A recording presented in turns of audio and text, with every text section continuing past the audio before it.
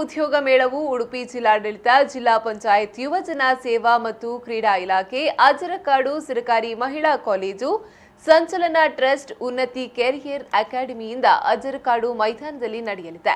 ಉದ್ಯೋಗ ಮೇಳದ ಉದ್ಘಾಟನಾ ಸಮಾರಂಭವು ಇಂದು ನಡೆಯಿತು. ಉದ್ಯೋಗ ಮೇಳವನ್ನ ವಿಧಾನ ಪರಿಷತ್ನ ವಿಪಕ್ಷ ನಾಯಕ ಕೋಟ ಶ್ರೀನಿವಾಸ್ ಪೂಜಾರಿ ಅವರು ಉದ್ಘಾಟಿಸಿದ್ರು.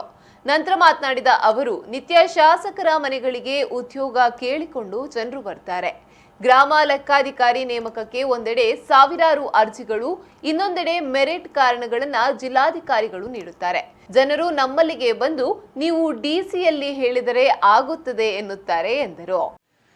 ಮೊದಲೊಂದು ಕಾಲದಲ್ಲಿ ನಾವೆಲ್ಲ ಶಾಸಕರಿಗೆ ಯಾರಿಗಾದ್ರೂ ಒಂದು ಕೆಲಸ ಕೊಡಿಸಬೇಕು ಅಂತಿದ್ರೆ ಅಂಗನವಾಡಿ ಟೀಚರಿಗಾದ್ರೂ ಒಂದು ಪತ್ರ ಕೊಟ್ಟರೆ ಇಲಾಖೆ ಅದನ್ನು ಒಪ್ಕೊಳ್ತಾ ಇತ್ತು. ಇವತ್ತೇನಾಗಿದೆ ಅಂತ ಹೇಳಿದ್ರೆ ಅದು ಕೂಡ ಮೆರಿಟ್ ಅಂತ ಹೇಳುವ ಕಾರಣಕ್ಕೆ ನಿಯಮಗಳು, ಮೆರಿಟ್, ಮೀಸಲಾತಿ ಬಂದ ಹಿನ್ನೆಲೆಯಲ್ಲಿ ಅಂಗನವಾಡಿ ಶಿಕ್ಷಕರಿಗಲ್ಲ, ಅಲ್ಲಿ ಅಡುಗೆ ಮಾಡೋರಿಗೂ ಕೆಲಸ ಕೊಡಲಿಕ್ಕೆ ಸಾಧ್ಯ ಇಲ್ಲದಿರುವಂಥ ಪರಿಸ್ಥಿತಿಗಳಿದೆ. ದಿನನಿತ್ಯ ಪ್ರತಿ ಶಾಸಕರ ಮನೆಗೆ, ಲೋಕಸಭಾ ಸದಸ್ಯರ ಮನೆಗೆ, ಜನಪ್ರತಿನಿಧಿಗಳ ಮನೆಗೆ ಅನೇಕ ಯುವಕ ಯುವತಿಯರು ಬಂದು ನಮಗೊಂದು ಕೆಲಸ ಕೊಡಿಸಿ ಅಂತ ಹೇಳ್ತಾರೆ.